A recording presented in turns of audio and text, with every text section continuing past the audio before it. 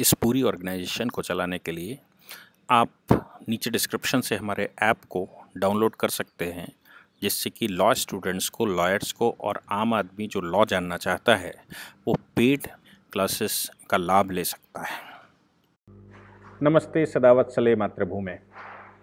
अर्णब गोस्वामी की FIR question या चालान question और बेल के मामले में जो ऑनरेबल मुंबई हाई कोर्ट ने उनका रिजेक्शन किया था, बेल देने से इनकार कर दिया था और कहा था कि आप सेशन कोर्ट के सामने जाइए, उस मामले में आज ऑनरेबल सुप्रीम कोर्ट में उसकी सुनवाई शुरू है।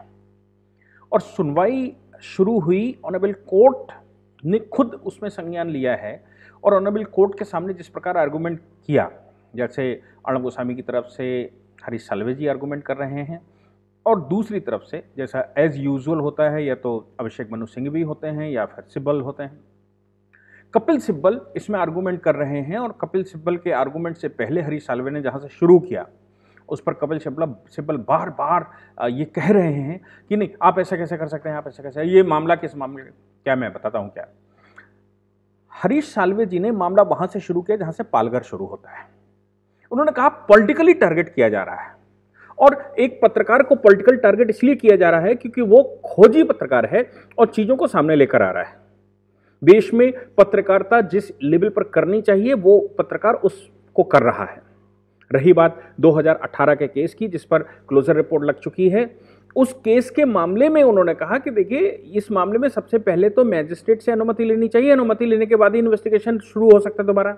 जब क्लोजर रिपोर्ट लग चुकी है, केस बंद हो चुका है, तो अगर बहुत कुछ हो सकता है, पुलिस को नए एविडेंसेस मिलते हैं तो वो गिरफ्तारी नहीं कर सकती। सबसे पहले जाकर उन एविडेंसेस को जमा करे कोर्ट में, और कोर्ट उसके बाद उस एविडेंस के बेस पर केस को रीओपन करे, रीओपन करने के बाद पावर ट्रांसफर करे, तब कहीं गिरफ्तारी शुरू हो सकती है।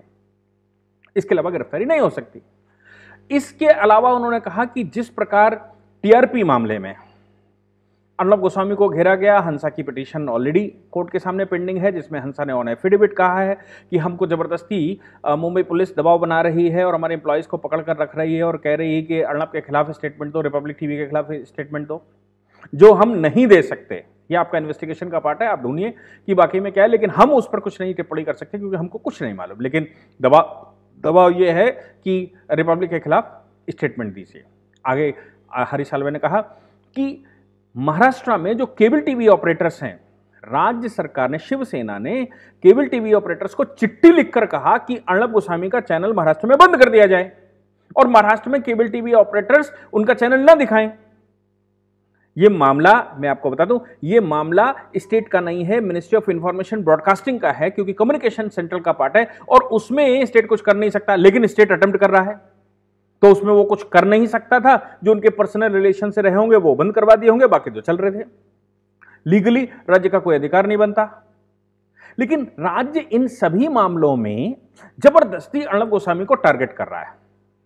ऑनरेबल जस्टिस चंद्रचूड़ की अदालत में मामला चल रहा है। उन्होंने कहा I am agreed with you, और साथ में उन्होंने जो गंभीर बात कही, मुझे लगता है कि ये गंभीरता सुप्रीम कोर्ट ने जो आज के केस में दिखाई है, ये गंभीरता पूरे देश में विचारणीय है। उन्होंने कहा कि मैं देख रहा हूं कि एक ट्रेंड बन गया है कि हाई कोर्ट पर्सनल लिबर्टी को कहीं पीछे छोड़ देते हैं।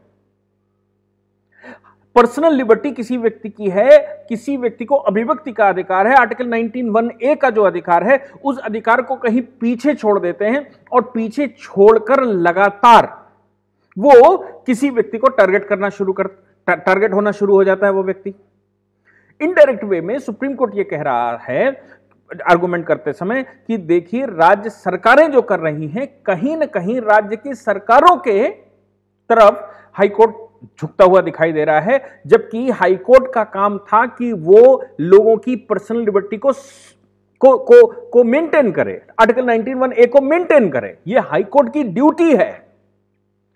सुप्रीम कोर्ट की भी ये ड्यूटी है आर्टिकल 32 में कि फंडामेंटल राइट्स सिक्योर करे, राज्य के खिलाफ सिक्योर करे। अब जब राज्य जाति कर रहा हो तो उसी खिलाफ तो फंडामेंटल राइट हमको दिए गए हैं, और जो फंडामेंटल राइट हमको दिए गए हैं, उन फंडामेंटल राइट्स को सिक्योर करना राज्य का काम है। इसके अलावा सुप्रीम कोर्ट ने जो बड़ी गंभीर बात कही, उन्होंने कहा कि मैंने ये ऑर्डर देखा है, जजमेंट देखा है, 50 पेज के हाईकोर्ट के ऑर्डर पर, जो जस्टिस शिंदे ने और उनके सहयोगी ने लिखा, उन्होंने कहा 50 पेज के ऑर्डर पर रेशियो हैबियस कॉर्पस पर तो दिया गया है। मैं आप अगर पीछे वाले हमारे लेक्चर्स उठाकर देखें तो मैं लगातार कह रहा था ठीक है मैं मानता हूं कि हैबियस कॉर्पस मेंटेन नहीं होती, लेकिन हैबियस कॉर्पस मेंटेन नहीं होती इसका मतलब यह नहीं कि दूसरे फंडामेंटल राइट्स कहीं दूर चले जाएंगे। और अब सुप्रीम कोर्ट ने कहा कि हैबियस कॉर्पस का मामला यहां नहीं दिखाई दे रहा है।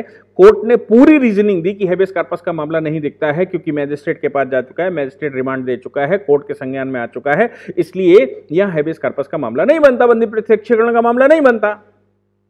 लेकिन जो इश्यूज ऑफ फैक्ट हैं, फैक्ट ऑफ इश्यूज या इश्यूज, जहां पर जिस केस में गिरफ्तारी हुई उस पर हाईकोर्ट ने एक सामान्य लाइन में, एक आध लाइन में टिप्पणी करके उसको निपटा दिया, जबकि मामला वो नहीं था, मामला हैबियस कॉर्पस का नहीं, मामला यह था कि क्या किसी बंद क्लोज्ड केस में किसी भी व्यक्ति को गिरफ्तार किया जा सकता है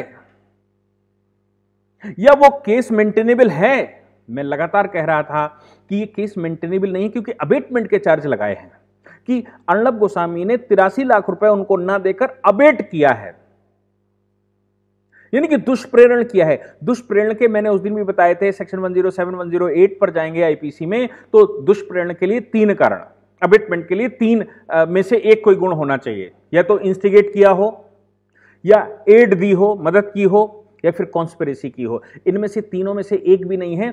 6 करोड़ रुपए का लगभग पेमेंट बनता था, जिसमें से 5 करोड़ रुपया पेमेंट मिस्टर नायक को हो चुका था। 83 लाख रुपए का पेमेंट अभी ड्यू था, जिसमें काम अभी बाकी था। जिसका 5 करोड़ रुपए का पेमेंट दिया जा चुका हो चैनल के द्वारा, उसका 83 लाख रुपया क्यों रोका जाएगा?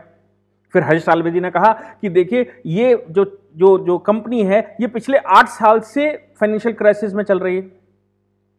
ये 83 लाख रुपए की वजह से नहीं, किसी पर 4 करोड़ बाकी है, किसी 55 लाख बाकी, और हमारा क्लाइंट तो 5 करोड़ 83 लाख में से 5 करोड़ रुपए ऑलरेडी पेमेंट कर चुका है, यानी कि 90% से ज्यादा पेमेंट हो चुका है, और बाकी का जो पेमेंट बचा है उस पर काम अभी पेंडिंग है। जब फिनिशिंग देंगे तब वो पेमेंट होगा। What was wrong in that? और अबेटमेंट के लिए जो 3 चीजें चाहिए उनमें से एक भी नहीं है। ऑनरेबल कोर्ट ने भी कहा कि अबेटमेंट कैसे आकर्षित करता है, मैं यही समझ ही नहीं पाया। आज आर्गुमेंट के दौरान कहा, जिस समय कपिल सिब्बल और हरीश साल्वे ऑनरेबल जस्टिस चंद्रचूड़ से बहस कर रहे हैं, उन्होंने साथ में एक बात और कही कि मैं आज एक सर्कुलर जारी करना चाहता हूं, मैं एक नोटिस करना चाहता हूं हाई कोर्टों को कि उनकी ड्यूटी है कि वो पर्सनल लिबर्टी मेंटेन करें। मैं ये संभव है कि मैं ऐसा एक ऑर्डर कर दूं हाई कोर्टों के लिए। और जब कपिल सिब्बल ने ये कहा कि माय लॉर्ड आपको ऐसा लगता है तो आप कर दीजिए, लेकिन इन्वेस्टिगेशन तो फेयर होना चाहिए, उन्होंने कहा बिल्कुल, I am with you, investigation must be fair. Investigation fair होनी चाहिए, लेकिन किसी व्यक्ति को टारगेट करेगा राज्य तो उसके पास रेमेडी कहां है? वो रेमेडी लेने तो मेरे पास ही आएगा ना, वो रेमेडी लेने तो हाईकोर्ट ही जाएगा ना, जब राज्य अति कर दे और राज्य किसी को टारगेट कर ले। राज्य अगर किसी को टारगेट करता है, किसी व्यक्ति के पीछे पड़ता है, किसी इंडिविजुअल के पीछे पड़ता है, तो हम बैठे हैं, हम वहां रेमेडी देने के लिए ही बैठे हैं। इसलिए क्यों ना सुनूं? कपिल सिब्बल जो भी कह रहे हैं उससे तुरंत बहस करते हुए ऑनरेबल जस्टिस चंद्रचूड़ कह रहे हैं उनसे कि नहीं, आप मुझे यह बता दीजिए किसी व्यक्ति को टारगेट कर सकते हैं क्या? कि आप एक केस हटता है तो दूसरा बना देते हैं, दूसरा हटता है तो तीसरा बना देते हैं, कभी आपकी असेंबली उनको नोटिस कर देती है, कभी आप हंसा से कह रहे हैं कि स्टेट वो दीजिए। ये पॉलिटिकली आप किसी को क्यों घेर रहे हैं? और किसी भी न्यूज चैनल को आर्टिकल 19(1)(a) में जो सच्चाई है, ग्राउंड रियलिटी है, उसको दिखाने का अधिकार है। उन्होंने कहा आपकी किसी चैनल के साथ दोस्ती दुश्मनी हो सकती है, आपको चैनल अच्छा खराब लग सकता है। साथ में उन्होंने बड़ी बड़ी बात की, उन्होंने कहा रिपब्लिक टीवी को मैं घुमाकर भी नहीं देखता, लेकिन इसका मतलब यह नहीं है कि रिपब्लिक मुझे अच्छा नहीं लगता या मैं उस चैनल का फैन नहीं हूं तो मैं उसके पीछे पड़ जाऊं। मैं नहीं देखता, मुझे नहीं अच्छा लगता वो, तो आपको जो चैनल अच्छे लगते हैं उनको देखिए, लेकिन जो न्यूज़ें हैं वो तो दी जाएंगी।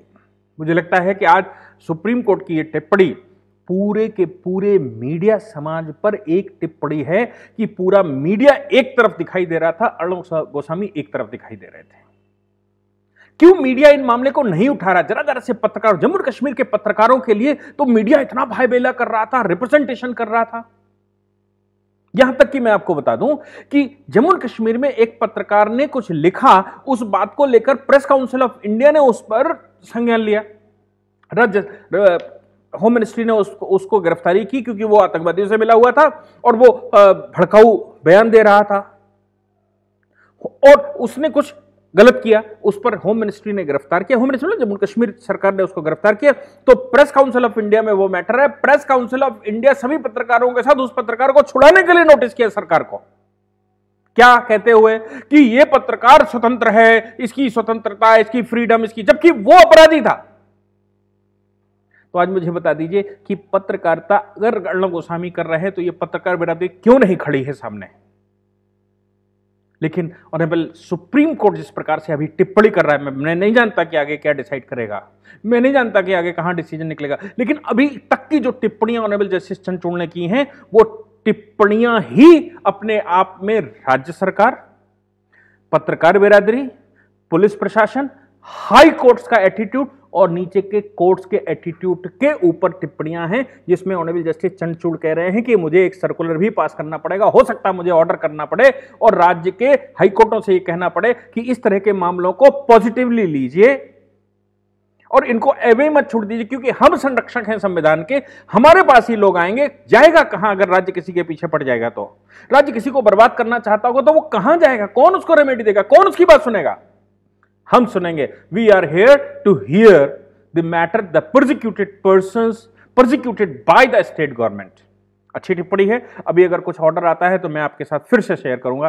फिलहाल मुझे लगता है कि जो कोर्ट ने टिप्पणी की है वो काबिल तारीफ है और पूरे देश को उसको पता होना चाहिए। Thank you very much.